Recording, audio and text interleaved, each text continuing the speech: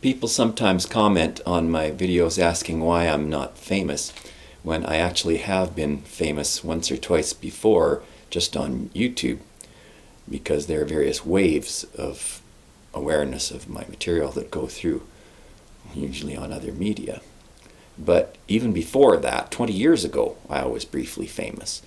I was known as the face of the Bre-X investor who said, "My shares are worthless." This was done just after the stock had been trading at $15. There had been some rumors that the deposit might not be economic. And I had traded Bre-X numerous times and been in and out of it and made money on it actually.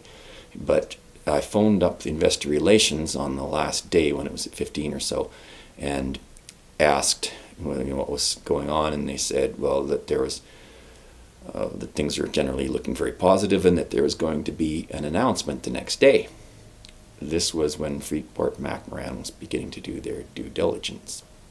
So the next day, of course, the announcement came out that their whole showed there was nothing there, and the stock went, after some trading halts, down to $4 or so, and had a period of several weeks of frenzied trading before it was found to be completely worthless. This story was distinctive in some ways in that it brought to the fore how fraud is not just something that takes people's money, but sometimes takes people's lives, even the lives of the people, of those who are perpetrating the fraud. Sometimes the strain of keeping it up is too much even for them. And it was also, unfortunately, I think, a distraction from the true scale of fraud, of pointing at a small one to not talk about a big one.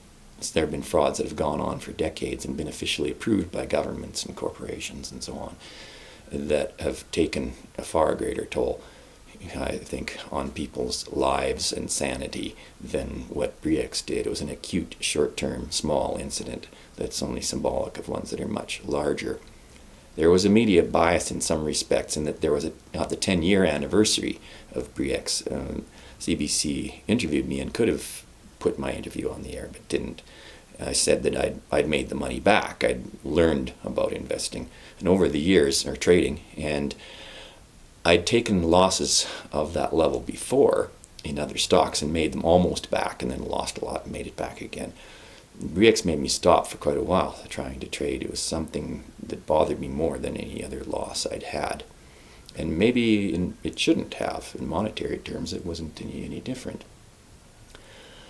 But I eventually started to have some successes about 3 years after, and I'd have the odd year where overall I would make money. And I eventually showed an overall profit historically. And recently I had an echo in some ways of what had happened 20 years before. And Bre-X was the only stock I'd invested in that had ever been halted for any significant length of time. Every time a horrible announcement came out, there'd be times when the stock wouldn't trade at all. And last fall I bought one that was taken off the market and didn't trade for 3 months until just recently, just at the time when there's been renewed media interest in talking about the 20th anniversary of Bre-X. So I spent 3 months wondering whether the money I'd put into that stock would ever come back, and whether I'd just taken another 100% loss on that particular investment. But recently it has, fortunately, started trading, and even a little bit higher than it was when it was halted. So that's made a dramatic change in the way I look back on the Bre-X experience, because the hardest thing at the time was thinking that I would never be able to hold on to any money I made, that I'd always be defrauded, and I'd always be taken for everything I'd put into anything. And eventually that changed in certain ways. Of course, I'm still fighting that particular battle today on more than one front, not just YouTube. But there is one thing dramatically different now than 20 years ago, in that I don't have to go to the media to tell my story. I am, in a small way, the media, so I can just tell it directly. And I don't have to worry about having to report or having reported only the bad things that have happened. I can also report that there have been some successes. And the biggest one, of course, is simply having more media reach. The what hurt in many ways was not just having to say my shares are worthless once and have that reported all over the media, but having it used as a soundbite to advertise the media itself for the rest of that year, from May right through to the end, and then quite intensely at the end of the year in the wrap-up of the year's news stories. And those words just kept repeating over and over and over on TV all the time, and that really, rubbed it in at the time. And in some ways, I wonder if I could have made a case for being owed money for all the advertising use that the media made out of those words.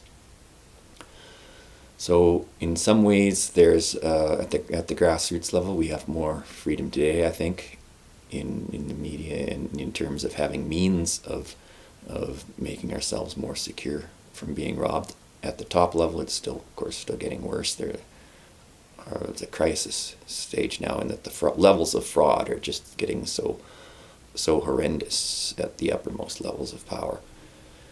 But let's hope we can find a way to reverse that.